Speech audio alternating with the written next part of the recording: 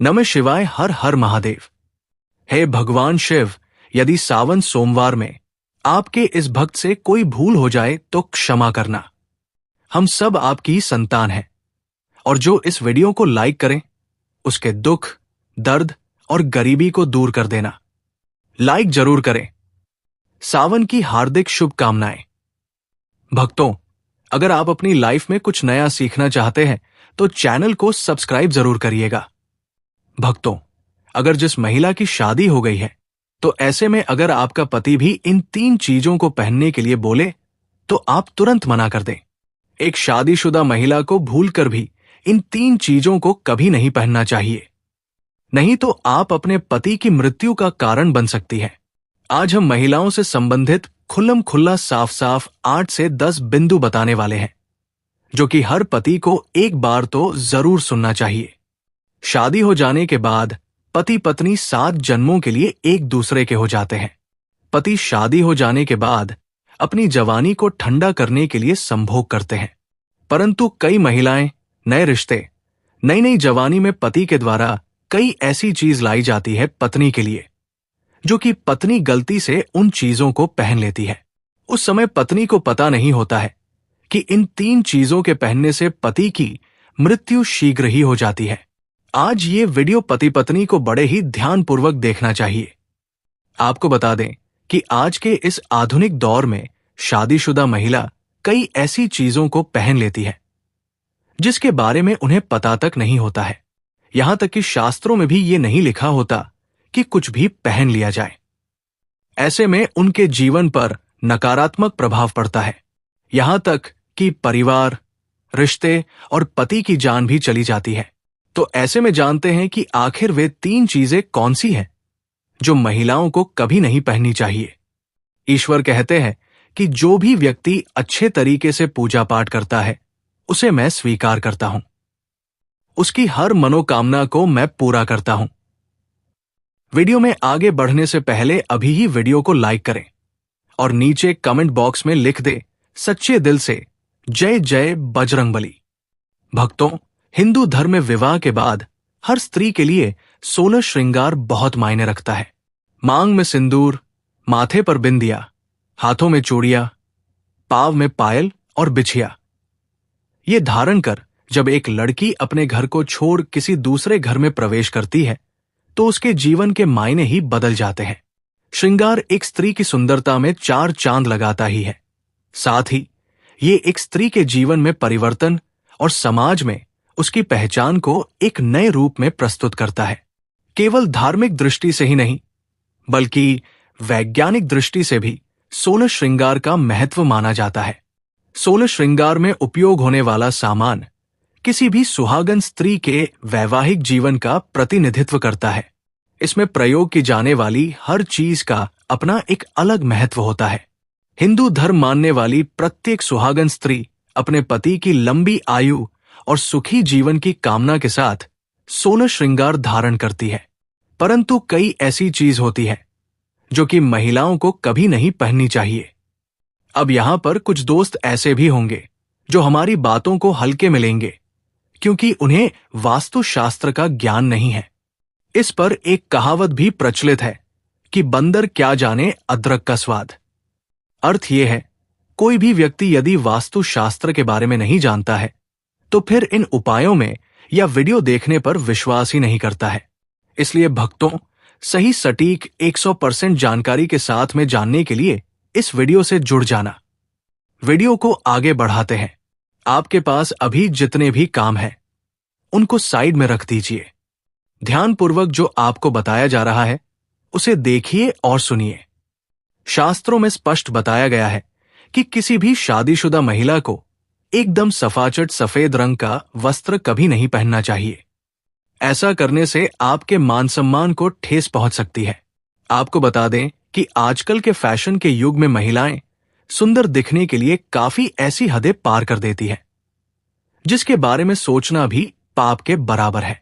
वास्तुशास्त्र के अनुसार किसी भी शादीशुदा महिला को एकदम सफाचट सफेद रंग की साड़ी या सूट कभी नहीं पहनना चाहिए।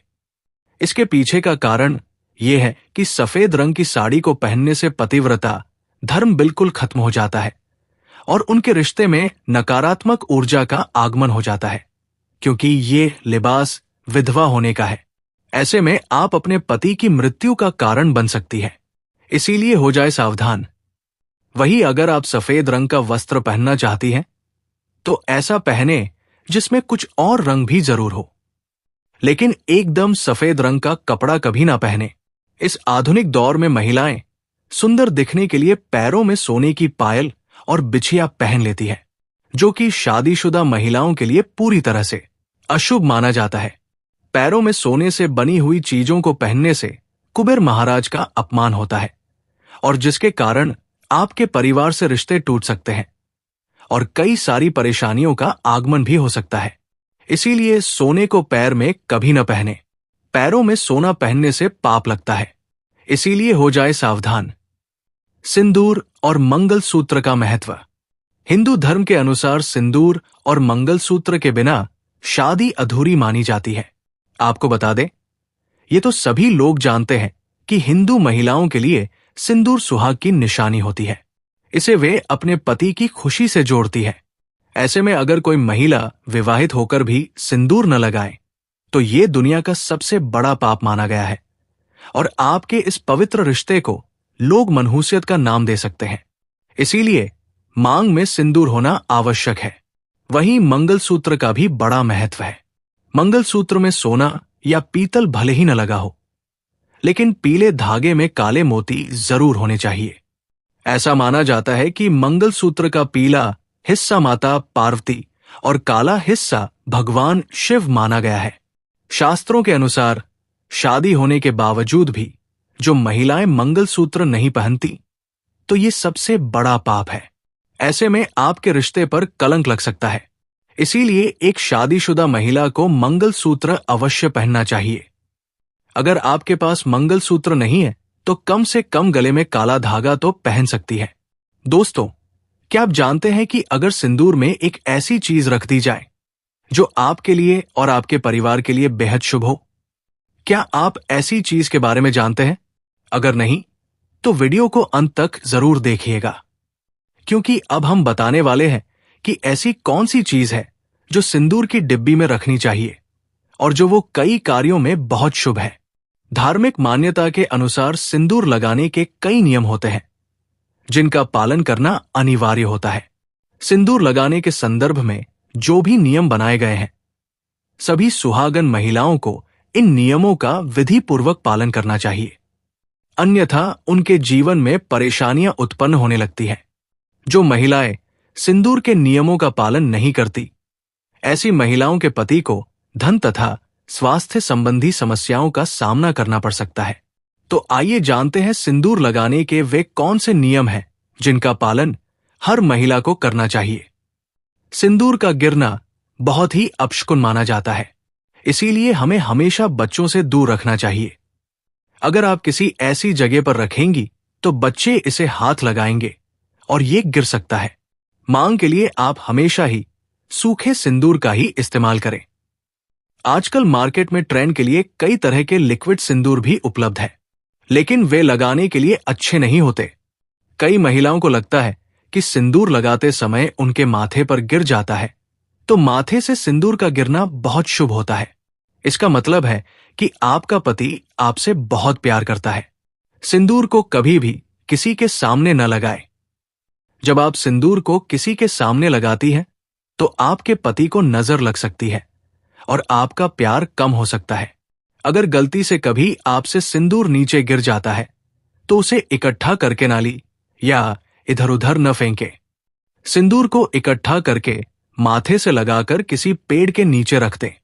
अगर आप सूखा सिंदूर सही तरीके से नहीं लगाती हैं, तो आप अपनी उंगलियां या माचिस की तीली को थोड़ा सा गीला करके सिंदूर में मिलाकर माथे पर लगा लें।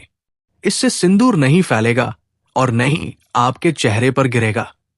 शादीशुदा महिलाओं को सदैव सिंदूर अपने पैसे से खरीद कर ही लगाना चाहिए। किसी अन्य के पैसे से खरीदा गया सिंदूर लगाने से बचें। लेकिन वही अगर किसी का दिया हुआ सिंदूर कोई महिला लगाती है, तो इससे बहुत बड़ा अनर्थ हो सकता है, जिसकी आपने कभी अपेक्षा भी नहीं की होगी। साथ ही धन वैभव की कमी, पति को किसी भी तरह से सफलता न मिलना और घर में क्लेश का वातावरण रहना, इस प्रकार का वातावरण बन जाता है। इसके साथ ही कभी भी महिला को बगैर नहाए मांग में सिंदूर नहीं लगाना चाहिए। सबसे पहले महिला नहा ले और पूजा पाठ कर ले, उसके बाद ही अपने माथे पर सिंदूर लगाए। सिंदूर लगाते समय सदैव आप अपने पति की लंबी आयु तथा उनकी सफलता के बारे में ही सोचें। इससे उनका भाग्य और भी अधिक प्रबल एवं शक्तिशाली बनता है। सुहागिन महिलाओं को उपहार में मिले सिंदूर का उपयोग करने से बचना चाहिए, क्योंकि शास्त्रों में उपहार में मिले सिंदूर का उपयोग करना अशुभ है। केवल अपने पति का दिया हुआ सिंदूर ही लगाए, जो कि शादीशुदा महिलाओं के लिए बहुत ही शुभ है। चाहे कितनी भी बड़ी मजबूरी हो, परंतु शादीशुदा महिलाओं को किसी दूसरी महिला के सिंदूर को अपनी मांग में नहीं लगाना चाहिए।